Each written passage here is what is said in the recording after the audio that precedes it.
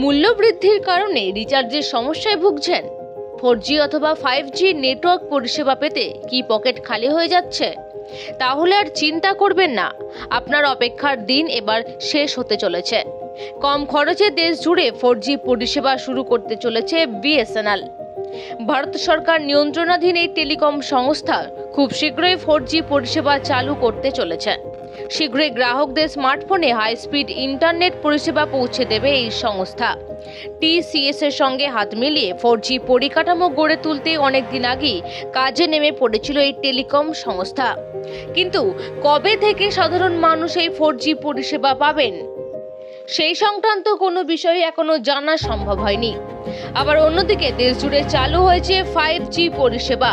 High speed internet পরিষেবা দিতে মাঠে নেমে পড়েছে জিও, এয়ারটেল। সেই দিক থেকে বিএসএনএল অনেকটাই পিছিয়ে রয়েছে।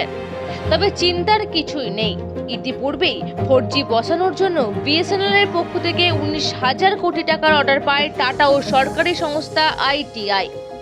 জানা গিয়েছে এই 4G কাঠামো 5Gতেও আপগ্রেড করা যাবে। একবার 4G পরিষেবা শুরু হয়ে গেলে খুব শীঘ্রই 5G চালু করতে পারে সরকারি টেলিকম অপারেটর।